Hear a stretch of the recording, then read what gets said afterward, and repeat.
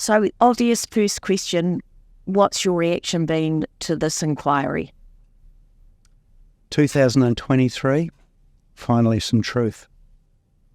It's been a long wait. I haven't been shocked by the report. My shock happened when I was 11. This has really been a validation of my memories. That was the Dilworth that I experienced. And it's been, that's tough. It's tough to read about what happened to my classmates. It's tough to know that the school covered up, blocked the truth for decades, to know that the abuse continued, to know that many, many guys have since committed suicide, to have not put their hand up over the decades and got us some help is reprehensible. And it goes right up to the current trust board. The current trust board have blocked the truth like other trust boards before it. And at this point, I'm again calling for the resignation of Aaron Snodgrass, the Dilworth Trust Board Chairman. For us to move forward and redress, we need a process that's collaborative. The fact that Dilworth representatives aren't here or haven't made a statement yet shows I don't know how genuine they are in their efforts to address this, and I think there should have been something today they should have fronted. That's disappointing, but it's no surprise because all of my experiences with Dilworth over the last 5.5 years have been disappointing, and the way that they have fought hard. It's only because of the efforts of the Dilworth class action legal team that this inquiry occurred. And interestingly, so much of the information from when this inquiry report has come out of their trust board offices. And it's interesting to see what is missing from the Dilworth Trust Board. The whole file on Peter Taylor, one of my abusers, was accidentally destroyed. Worked that one out.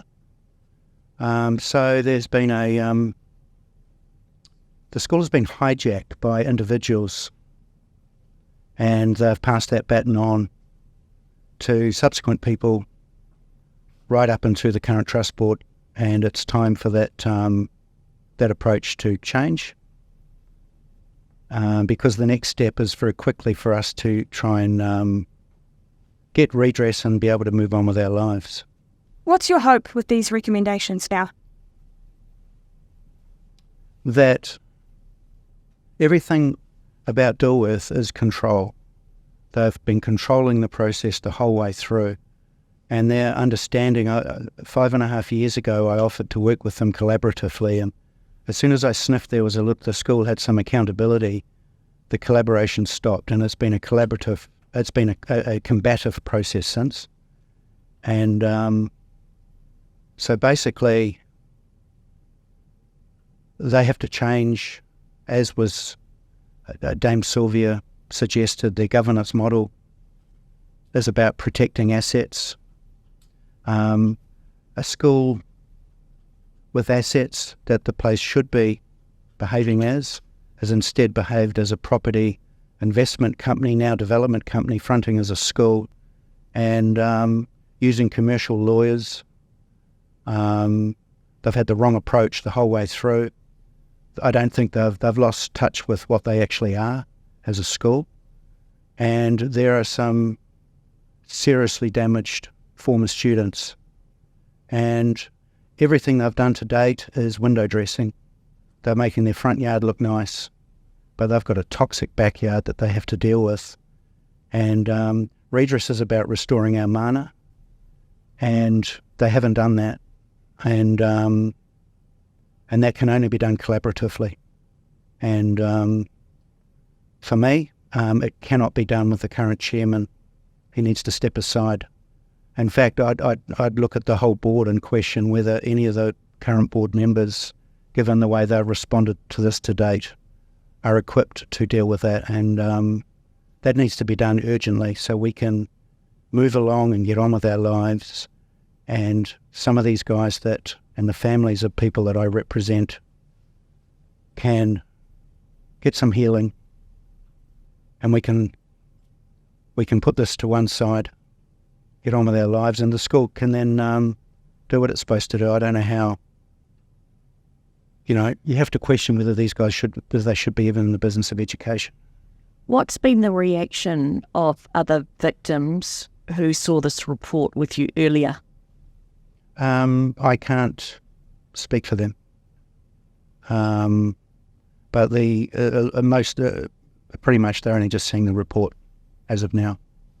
Do you think more criminal or civil charges should be laid against people? Anyone who reads that report, if they can stomach it, will have to look at that and say, how can what happened there not have criminal liability? If there's nothing criminal about what happened that perpetuated that environment, I'm not sure I want to actually live in this country. What are you planning on doing with your future? This is the end of the beginning.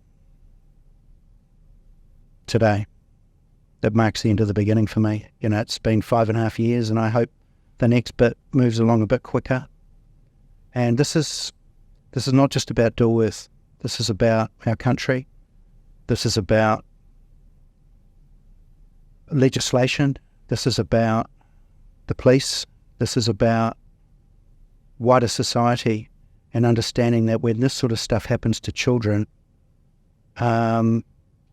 society has to pick up the pieces of that for the rest of that child's life. And when we know that the problems are intergenerational, we know that their kids are probably going to be damaged as well. So any changes we make, we're not going to see the harvest of for 50 years. On those changes, how much faith do you have that we will see changes based on that report? Well, I have little faith in Dilworth making changes, because they have their history is just to stick to the narrative, and that's worked. So the question for them is, how do they change their approach?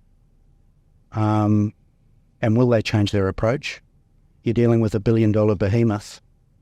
It's taken a lot of effort, a lot of bashing my head against their brick walls. Do you think Dilworth should continue in the capacity now as the school it is?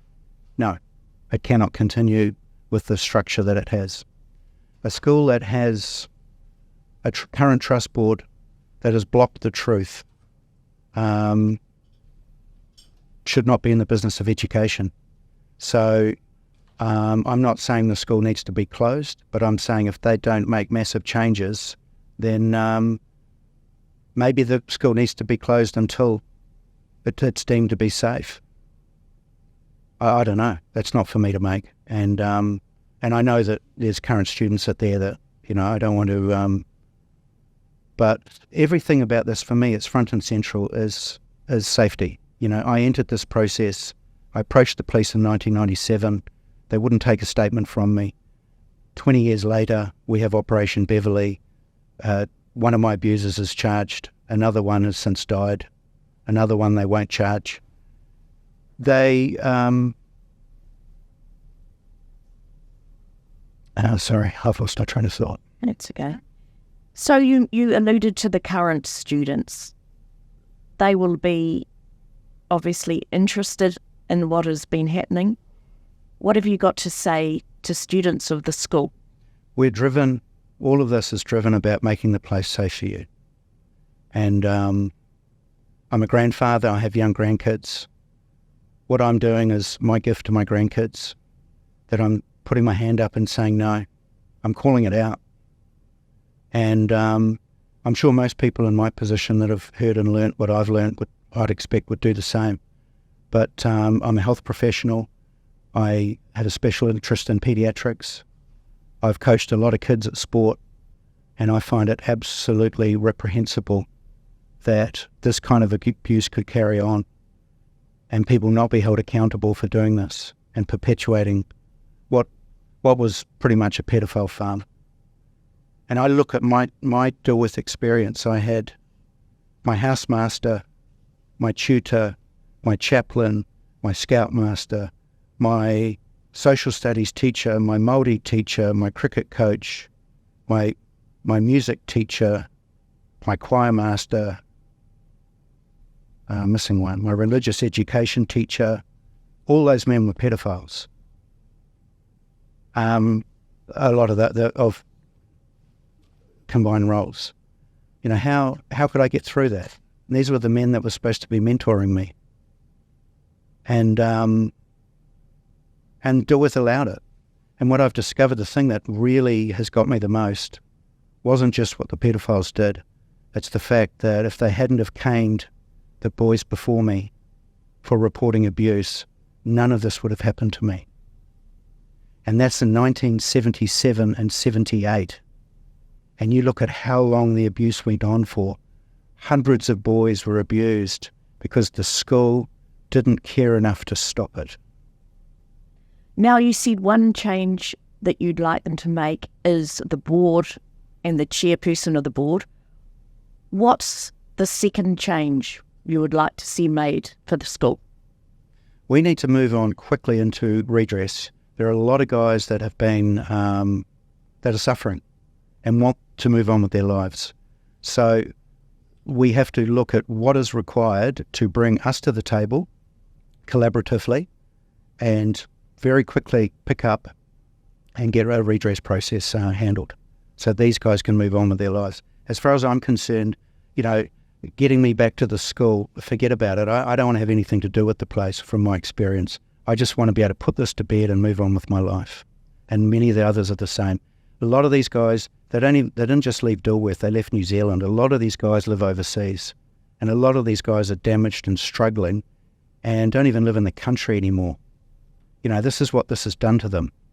And many are damaged, and we're dealing with the families of those that have committed suicide. And two of my friends in my choir have committed suicide. And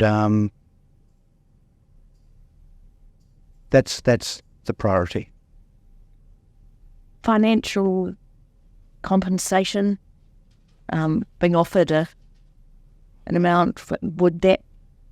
I mean, that's part of it. That's part of it. I mean, it's about account. I haven't been coming. Never has this been about money. In fact, I've never sought 1 cent from Dilworth yet. I haven't been reimbursed a cent for anything that I've done, because I want to show that my efforts are truly genuine and collaborative, and there's no ulterior motive. But you have to consider $1 billion school that's just stuck their middle finger up to everybody. What happens? You know, what's appropriate? You know, what's appropriate redress? The fact now we know that they have sat on this, these guys, their whole lives, and not got them help. And the impact on that. And if they say, oh, here's $200,000, which is the minimum deposit on a house, a lot of these guys have got nothing because their life never started. This happened before they even got to determine what career they were going to get. You know, I think it would only be just to give them a house and a car, you know. So what are you saying? That's $1 million just for an average house? You know, I think a lot of these guys need something like that. And Dilworth have the funds to do it, you know. So I would consider that the punitive element on this needs to be, it creates an exponential difference, you know. If we were dealing with a contemporary kind of abuse situation, there's a financial amount, but for them to be sitting on this for decades, you know, it's 47 years ago that this happened to me. And that's my whole life, my whole working life. And the impact on that, it compounds, just like interest compounds, trauma compounds.